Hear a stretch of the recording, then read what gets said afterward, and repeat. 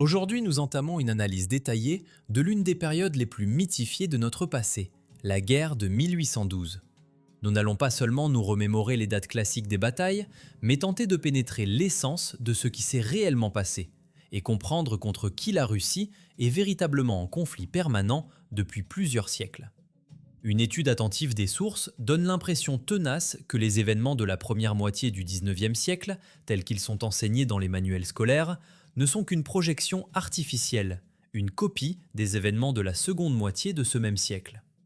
Pour être plus précis, il existe une hypothèse fondée selon laquelle la figure de Napoléon Ier a été calquée sur celle d'un dirigeant ultérieur et que la guerre patriotique de 1812 est un duplicata chronologique du conflit connu en Occident sous le nom de guerre de Russie, et dans notre historiographie comme la guerre de Crimée de 1853 à 1856. L'histoire officielle nous propose un récit linéaire, mais lorsque l'on superpose les époques, des traces évidentes de montage apparaissent. Une question surgit.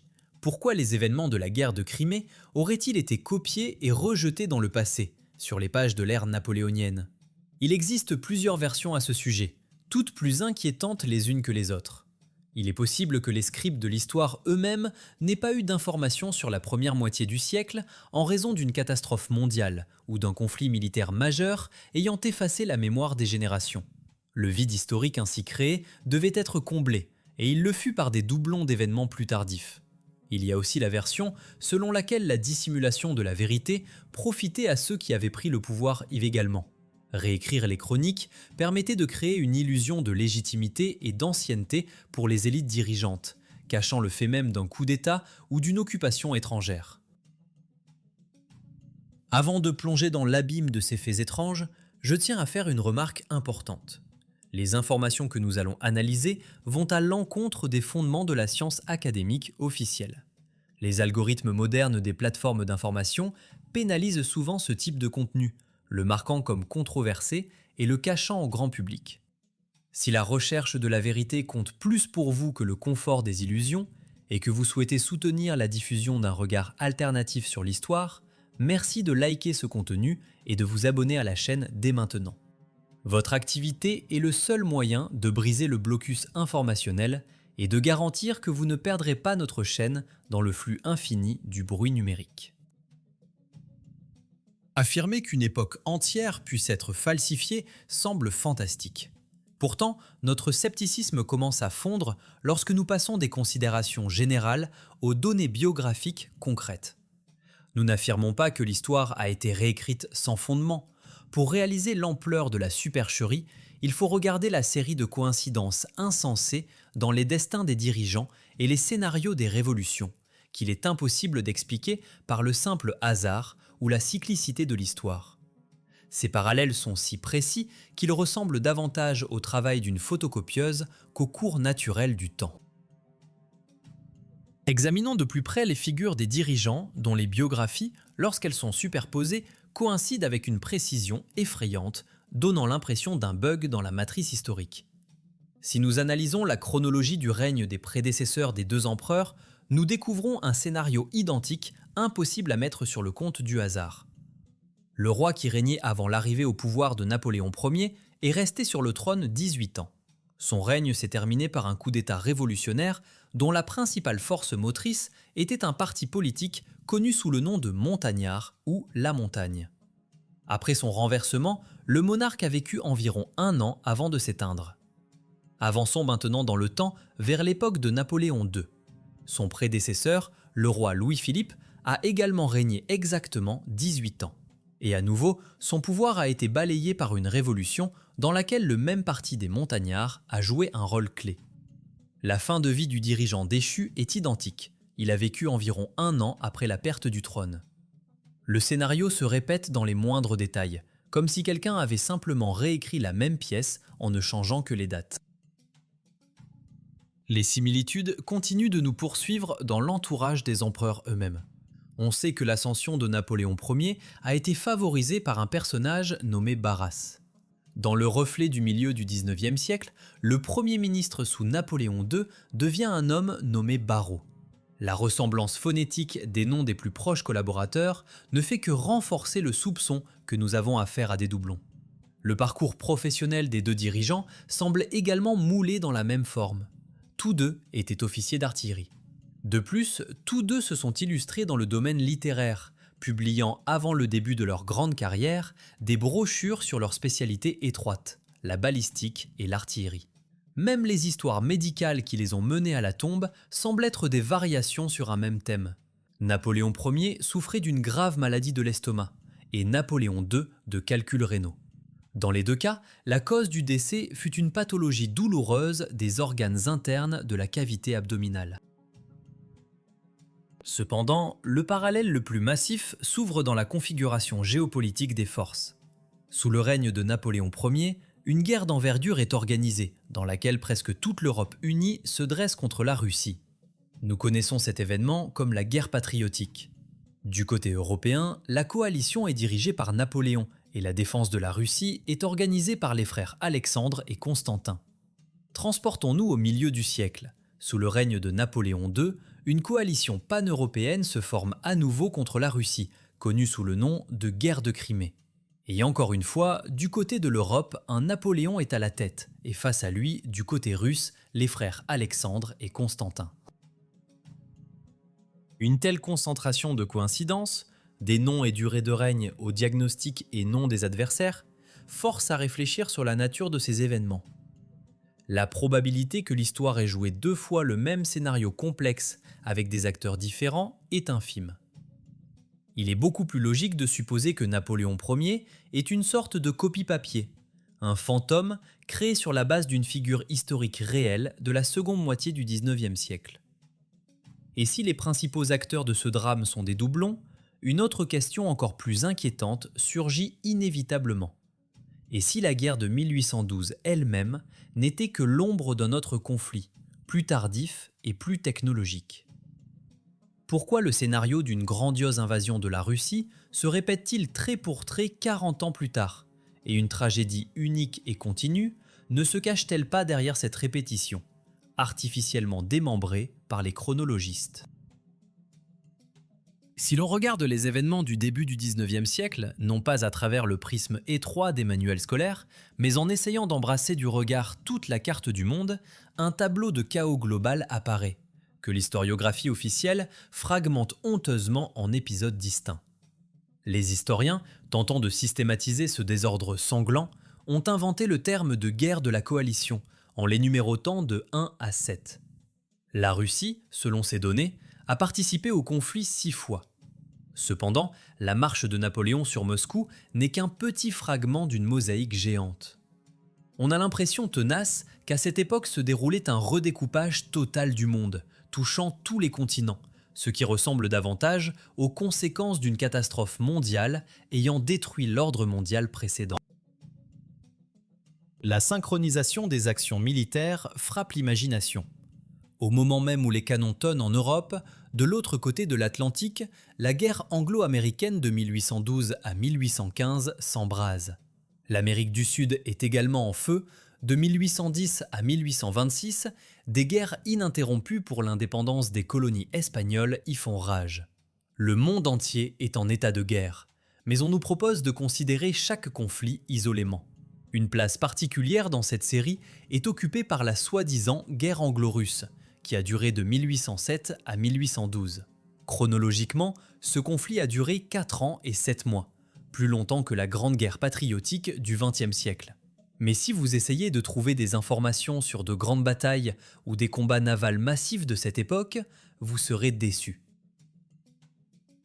Les rapports officiels indiquent que le conflit avait un caractère indécis, se limitant à des escarmouches locales dans l'Atlantique, la Méditerranée et la mer de Barents. En près de 5 ans de guerre, les pertes totales des deux côtés se sont élevées à moins de 1000 personnes. Ce paradoxe historique suscite la perplexité. Pourquoi un événement avec une intensité de combat négligeable est-il obstinément appelé guerre et non blocus commercial ou crise diplomatique ? Peut-être que sous l'enseigne de cette drôle de guerre se cachaient des processus tout autres dont on a préféré taire l'existence, ou que l'ampleur réelle des affrontements a été intentionnellement effacée des pages des chroniques. Les témoignages oculaires ajoutent encore plus de surréalisme à ce tableau. Le célèbre partisan et poète Denis Davidoff, dans ses notes militaires, décrit la participation à la campagne de 1807 de régiments bachkirs et kalmouks armés d'arcs et de flèches. Ces formations, selon lui, étaient destinées à instiller chez Napoléon l'idée d'un soulèvement de tous les peuples contre lui et à effrayer les Européens. La description de nuées de kalmouks, qui par leur apparence et leurs coutumes devaient ébranler l'imagination européenne, fait penser à un choc de civilisation totalement différente. Cela ressemble davantage à l'utilisation de forces archaïques dans une guerre d'un type nouveau, ce qui nous renvoie encore aux bizarreries du niveau technologique de cette époque.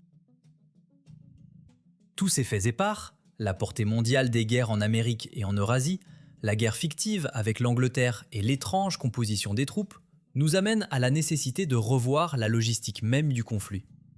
La version officielle affirme qu'une immense armée d'invasion, rassemblée de toute l'Europe, a parcouru le chemin jusqu'à Moscou à pied, franchissant des milliers de kilomètres sans route.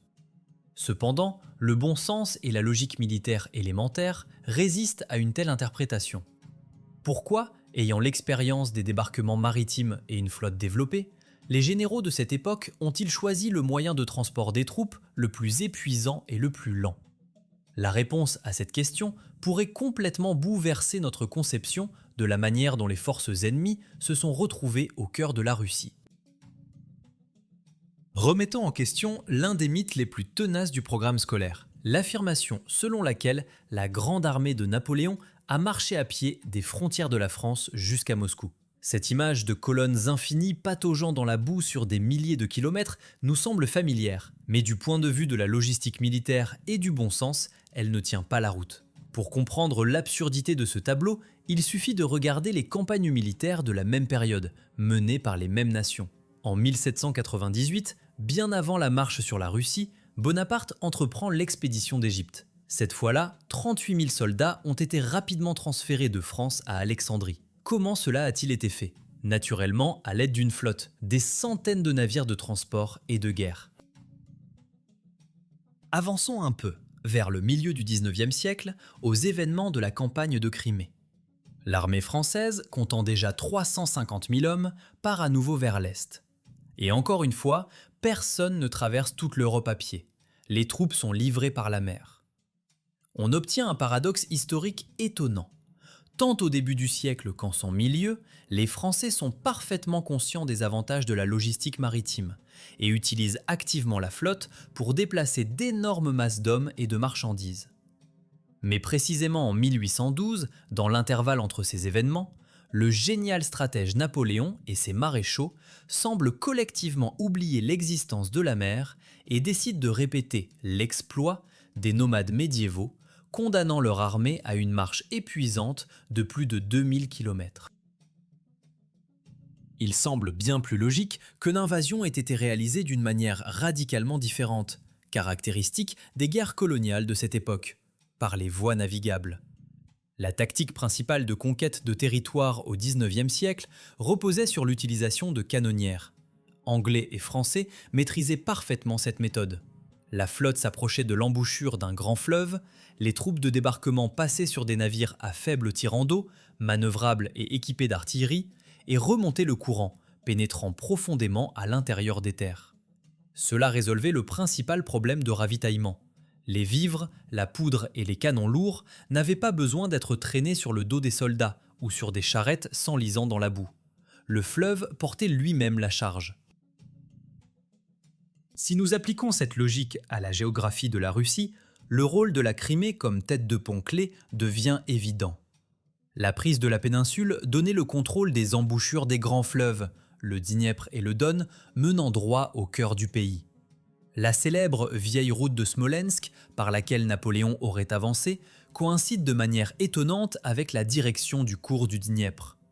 En remontant le fleuve en bateau, on pouvait arriver directement à Smolensk, évitant la nécessité d'user ses bottes dans des marches interminables. Bien sûr, il y avait le problème des rapides du Dniepr, mais nous ne connaissons pas avec certitude le niveau de l'eau à cette époque, ni les moyens techniques qui pouvaient être utilisés pour les franchir. Et si le Dniepr était inaccessible, il restait le Don, ouvrant la voie vers les provinces centrales. Cette théorie d'une invasion navale par le sud, via la Crimée et ensuite par les fleuves, explique pourquoi les événements principaux de la soi-disant guerre de Crimée et de la guerre de 1812 pourraient être la description d'un seul et même processus de conquête. Le coup n'était pas porté depuis l'ouest par la terre, mais depuis le sud par l'eau. Et ce n'est pas simplement une conclusion spéculative. Si d'immenses flottilles remontaient effectivement les fleuves, perçant vers les profondeurs de la Russie par des combats, alors la Terre devrait conserver des preuves matérielles de ces batailles. Et le plus frappant, c'est que ces preuves existent réellement. On trouve des artefacts de cette époque dans des lieux et en des quantités qui rayent complètement les cartes officielles des opérations militaires. Toute théorie, aussi cohérente et logique qu'elle puisse paraître, exige inévitablement une confirmation matérielle, ce qu'on appelle des preuves tangibles. Et dans le cas de l'hypothèse d'une guerre mondiale au milieu du XIXe siècle, qui aurait été chronologiquement déplacée dans le passé ou intentionnellement déformée, de telles confirmations gisent littéralement sous nos pieds. Il s'agit de munitions spécifiques, connues des historiens militaires et des chercheurs sous le nom de balles miniers. Ce sont des balles en plomb de forme conique caractéristique avec un creux fonctionnel à la base, qui ont commencé à être utilisées massivement par les armées européennes avancées, notamment françaises et anglaises, précisément pendant la période de la campagne de Crimée, c'est-à-dire dans les années 1850. Il est important de comprendre qu'en 1812, de telles technologies n'existaient tout simplement pas dans l'usage courant. À l'époque, les armées utilisaient principalement de simples balles sphériques pour des fusils à canon lisse. L'apparition de la balle minier sur le champ de bataille est un marqueur temporel clair du milieu du siècle. Cependant, si l'on analyse les données des enchères de fouilles modernes, des forums de chasseurs de trésors et des rapports d'archéologues amateurs, un tableau s'ouvre à nous qui ne rentre absolument pas dans le lit de Procuste de l'historiographie officielle. Les balles miniers, cet attribut incontestable de la guerre de Crimée, sont trouvées en quantité énorme non seulement près de Sébastopol, où elles devraient être selon les manuels. La géographie des trouvailles couvre des territoires colossaux où, selon la version officielle, le pied d'un envahisseur français ou anglais ne s'est jamais posé à cette période historique. Ces morceaux de plomb mortels sont découverts dans les forêts près de Saint-Pétersbourg et dans les champs de la région de Moscou, à Arzamas et Veliki Luki, à Orel, Toula et Vyazma. Mais le plus frappant, c'est que les trouvailles s'étendent loin vers l'est et le sud, profondément dans le continent. On en trouve à Sterlitamak, Pervouralsk, Tikhoretsk, Pougatchev, Belgorod et Krasnodar. La terre des régions de Tchernihiv et Khmelnytsky en est également parsemée. Que nous hurle cette carte de plomb? Que des actions militaires impliquant des armées étrangères, armées de la dernière technologie des années 1850, ont été menées pratiquement dans toute la partie européenne de la Russie et ont déferlé jusqu'à l'Oural. Cela détruit complètement le mythe d'une guerre de Crimée locale, prétendument enfermée sur une seule péninsule méridionale, et remet simultanément en question la datation des événements attribués au début du siècle. Si des balles miniers gisent dans la terre près de Moscou et de Saint-Pétersbourg, cela signifie soit que le saut technologique a eu lieu 40 ans plus tôt, ce qui contredit l'histoire de la technique, soit que la soi-disant invasion des 12 nations a en réalité eu lieu au milieu du XIXe siècle. La carte des trouvailles se superpose parfaitement à l'hypothèse d'une invasion massive par les artères fluviales. Les débarquements ne venaient pas seulement par la mer Noire, mais aussi par la Baltique, remontant les fleuves vers l'intérieur du continent, attaquant les centres industriels de l'Oural et les anciennes capitales. Nous voyons les traces matérielles d'un conflit grandiose qui a embrasé un immense empire. Un conflit que l'histoire officielle a honteusement compressé à la taille d'escarmouches locales ou dispersé sur différentes périodes temporelles pour cacher la véritable ampleur de la catastrophe. Mais si une guerre d'une telle envergure a réellement fait rage sur notre terre il y a seulement un siècle et demi, une question légitime se pose. N'est-il vraiment resté aucun témoignage écrit? Aucun contemporain n'a-t-il documenté ce chaos? Le paradoxe réside dans le fait que le principal chroniqueur de cette époque est connu de chaque écolier, et son nom est synonyme de littérature russe. Ses œuvres fondamentales trônent sur les étagères de chaque maison, mais nous avons l'habitude de les percevoir comme une géniale fiction littéraire, sans même soupçonner que nous tenons peut-être entre les mains une chronique quasi documentaire. Le témoin principal des événements était sous nos yeux tout ce temps, et il nous reste à lire son grand texte avec un regard totalement nouveau, en rejetant les stéréotypes scolaires. Tournons-nous maintenant vers la figure de l'homme dont l'œuvre a façonné notre représentation des événements de 1812, peut-être plus que tous les manuels d'histoire réunis. Léon Tolstoï n'est pas seulement un écrivain, mais un participant direct aux actions militaires. Cependant, il est important de se rappeler où et quand il a combattu. Tolstoï était officier d'artillerie, se trouvant dans l'enfer même de la guerre de Crimée, dans Sébastopol assiégé en 1854 à 1855. Ces récits de Sébastopol sont de la prose documentaire, fixant l'horreur et le quotidien de la guerre qui lui était contemporaine. Mais et si son grand roman épopée, Guerre et paix, n'était pas une reconstitution historique d'événements vieux d'un demi-siècle, basés sur des archives, mais une description voilée de ce que l'auteur a vu de ses propres yeux au milieu du siècle? Il existe une hypothèse audacieuse selon laquelle le célèbre roman décrit en fait les réalités de la campagne de Crimée et de la défense de Sébastopol, mais que pour des raisons de censure ou politique, l'action a été transposée dans les décors de 1812. L'auteur n'avait qu'à changer les noms géographiques, décaler les dates et modifier les noms des protagonistes. Cette théorie explique l'incroyable détail et la crédibilité psychologique des scènes de bataille. Tolstoï n'écrivait pas sur ses grands-pères, il écrivait sur lui-même et ses compagnons d'armes, en les plaçant simplement dans une autre couche temporelle. En lisant les descriptions des batailles, nous voyons peut-être la chronique de la guerre technologique des années 1850, que le génie littéraire a transformé en mythe patriotique sur le début du siècle. Les bizarreries diplomatiques de cette époque, décrites par les historiens, méritent une attention particulière. Prenons par exemple la célèbre rencontre d'Alexandre Ier et de Napoléon sur un radeau au milieu du fleuve. On nous raconte qu'un pavillon maisonnette a été spécialement construit sur l'eau pour les deux empereurs, où ils ont passé un long moment en tête-à-tête, discutant du sort du monde sans témoin. Toute cette scène ressemble davantage à une mise en scène théâtrale ou à un sujet mythologique qu'à un véritable protocole de rencontre entre chefs de puissants ennemis. Les historiens font allusion à certaines valeurs européennes particulières et à une profonde sympathie personnelle des monarques, mais si l'on écarte le voile romantique, nous nous heurtons à une absence totale de documents primaires fiables. Les originaux de la correspondance suscitent des doutes, et la seule preuve solide de cette époque reste les monuments. Mais les monuments sont des témoins peu fiables. Ils ont pu être érigés bien plus tard pour ancrer la version nécessaire de l'histoire, comme cela a été fait à maintes reprises du XVe au XXIe siècle. Un autre aspect curieux réside dans les parallèles entre les incendies catastrophiques. L'incendie de Moscou en 1812 est l'événement central de la guerre. Cependant, peu de gens le comparent à la série d'incendies destructeurs à Saint-Pétersbourg en 1862. Les descriptions du chaos, des pillages et du feu omnivore sont suspectement similaires dans les deux cas.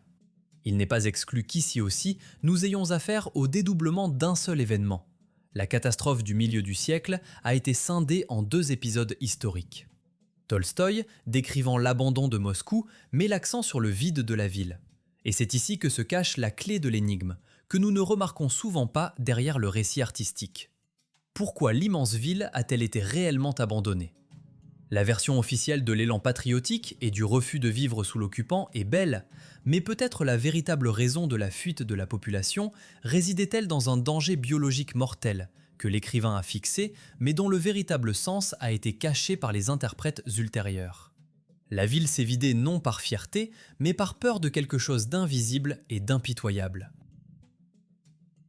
Le récit de l'abandon héroïque de Moscou par ses habitants, qui dans un élan patriotique uni ont préféré quitter leur maison plutôt que de rester sous le pouvoir de l'usurpateur, est la pierre angulaire du mythe officiel.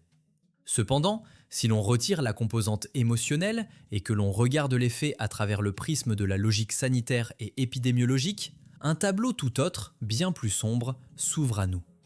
Et si Moscou, en 1812, était vide non pas en raison d'une haute conscience citoyenne, mais parce qu'elle représentait une immense caserne de quarantaine, ou pire encore, une zone de contamination biologique. Rappelons-nous les événements tragiques de 1771, lorsque la ville fut dévastée par une épidémie. Peut-être qu'au début du 19e siècle, ou à la période qui se cache derrière cette date, les conséquences de la peste n'étaient pas encore surmontées, ou qu'une nouvelle maladie inconnue avait éclaté. Il existe une version selon laquelle la stratégie de Koutouzov ne consistait pas à sauver l'armée par la retraite, mais à attirer l'ennemi dans un piège mortel, dans une ville vide et infectée que la vie avait quittée bien avant l'apparition des drapeaux français. Les témoignages des contemporains, si on les lit attentivement, confirment la version de l'isolement total. Le grand poète Alexandre Pouchkine, dont les lettres sont souvent perçues uniquement comme un héritage littéraire, nous a laissé une description très concrète de ses déplacements à travers le pays.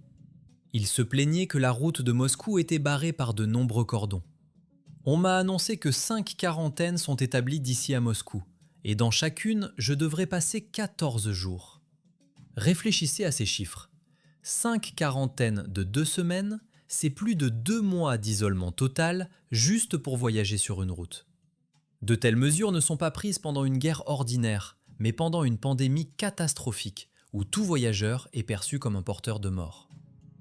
La poétesse Evdokia Rostopchina faisait également écho à cette ambiance dans son poème, s'exclamant « Oh, comme elle est vide! Oh, comme elle est morte! Moscou la première du trône !» Ces lignes ne décrivent pas simplement une ville abandonnée, mais une ville fantôme, une ville tombeau. Cette hypothèse est confirmée de manière inattendue par les technologies du milieu du 19e siècle. Si nous nous tournons vers les premiers clichés photographiques des villes de cette époque, que ce soit Saint-Pétersbourg, Moscou ou les capitales européennes, nous sommes frappés par un même détail, une effrayante absence de vie. D'immenses avenues, de larges places, des bâtiments majestueux se dressent totalement vides. Il n'y a pas de foule dans les rues, pas de trafic dense de charrettes, pas d'agitation commerciale. La science officielle explique cela par les particularités techniques de la photographie primitive, soi-disant qu'une exposition trop longue effaçait les objets en mouvement. Mais cette version s'effondre lorsque sur les mêmes clichés, nous voyons des ombres nettes d'arbres et de poteaux ou des figures solitaires qui pour une raison quelconque sont restées dans le cadre. Il est bien plus probable que ces photographies, prises dans les années 1850 et 1860, juste après la supposée guerre réelle, ont fixé impassiblement les conséquences d'une baisse catastrophique de la population. Les villes étaient vides non pas à cause de l'exposition de l'objectif, mais parce qu'il n'y avait personne pour y vivre. Nous voyons comment les preuves matérielles, balles miniers, les sources documentaires, lettres sur les quarantaines, et les preuves visuelles, photos de villes vides, s'assemblent en un puzzle unique d'une catastrophe mondiale. Mais si la réalité physique de cette époque a été déformée par les historiens, il est logique de supposer que la falsification a pénétré encore plus profondément. Le vide des villes et la substitution des guerres ne sont que la partie émergée de l'iceberg. Le décalage chronologique qui a coupé l'histoire du 19e siècle en deux a touché les matières les plus fines de l'existence humaine, la culture, l'art et la musique. Il s'avère que l'histoire a été littéralement recollée à partir de morceaux, et même les grands créateurs du passé pourraient n'avoir été que des reflets les uns des autres. Lorsque nous commençons à analyser les couches culturelles et administratives de la première moitié du 19e siècle, l'impression que nous sommes à l'intérieur d'une simulation informatique défaillante, ou si vous préférez, d'une matrice historique, devient pratiquement insurmontable. La falsification de l'histoire n'est pas seulement la réécriture de l'issue des batailles, c'est la création de doublons systémiques à l'échelle de l'État tout entier. Même des événements apparemment aussi chaotiques que les incendies urbains et les décisions bureaucratiques ultérieures ont leur double miroir dans la seconde moitié du siècle. Considérons la chronologie de la reconstruction après les catastrophes. Après le célèbre incendie de Moscou en 1812, environ 30 ans passent et le dépôt des mesures et poids modèles est institué en Russie, 1842. Regardons maintenant le miroir de l'époque. En 1862 se produit un terrible incendie à Saint-Pétersbourg. Les mêmes 30 ans passent et à l'initiative de Mendeleïev est créée la Chambre centrale des poids et mesures, 1893. Le scénario est identique, catastrophe, pause de 3 décennies, création d'une institution métrologique.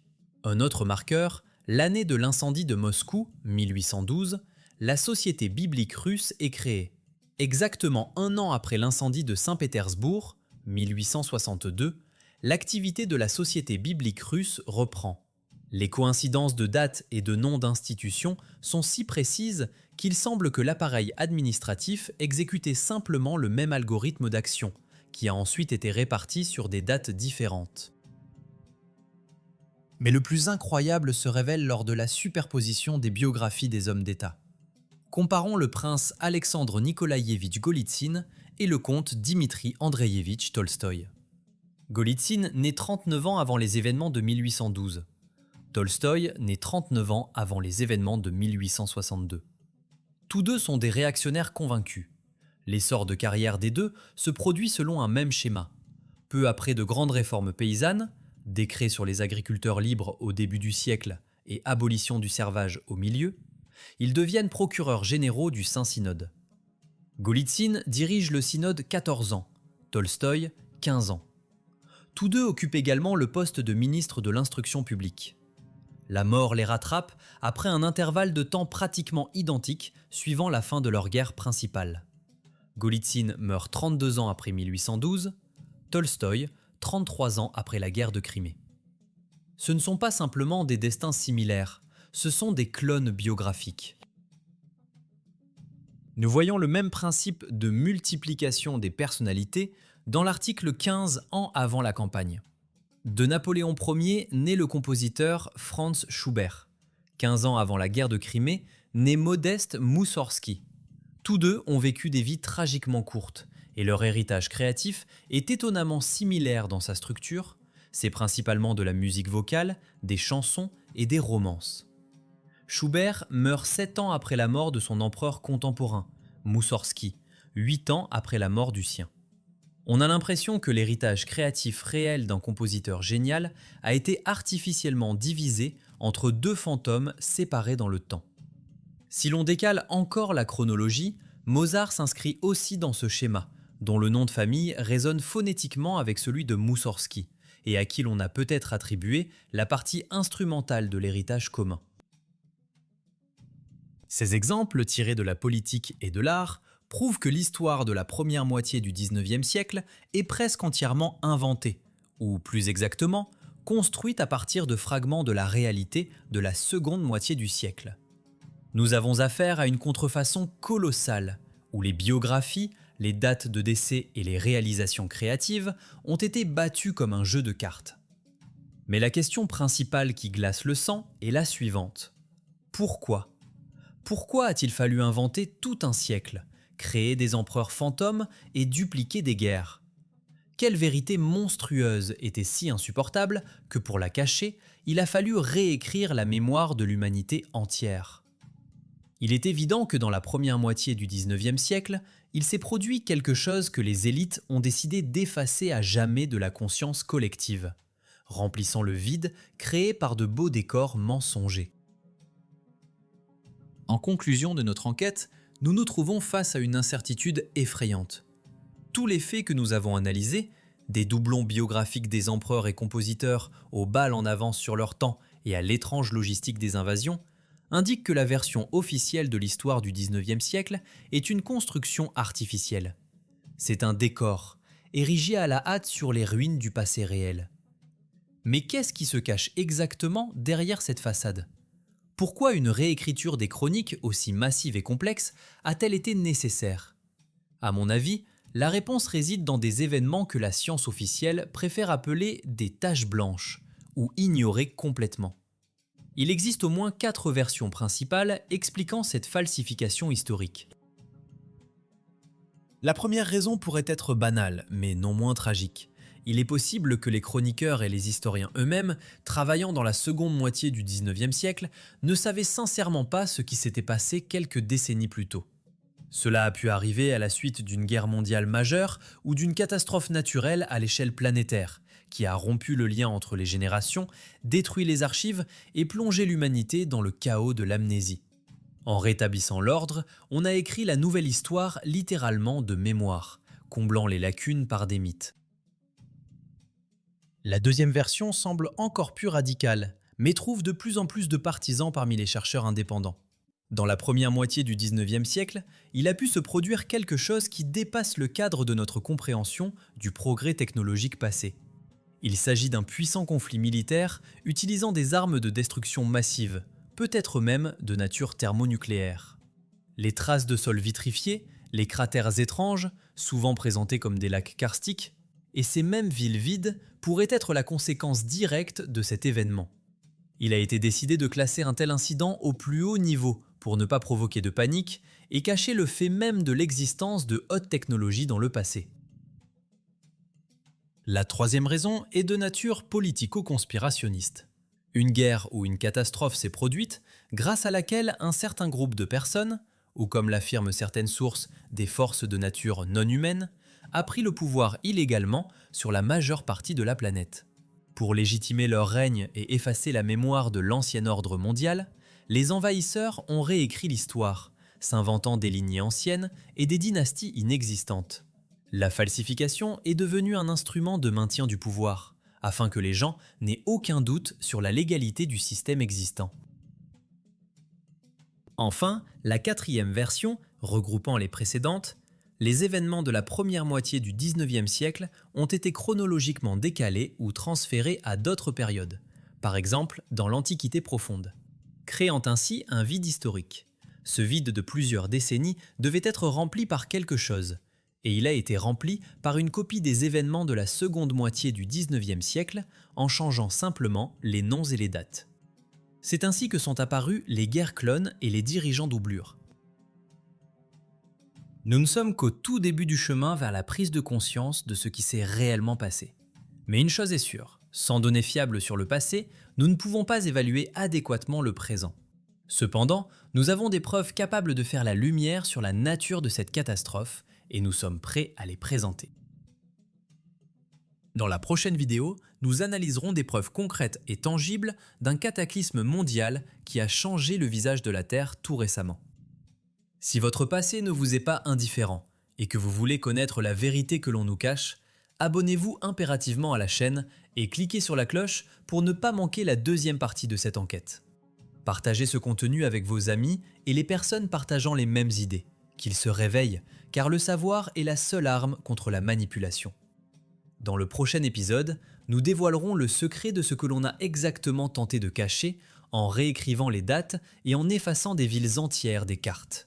À bientôt.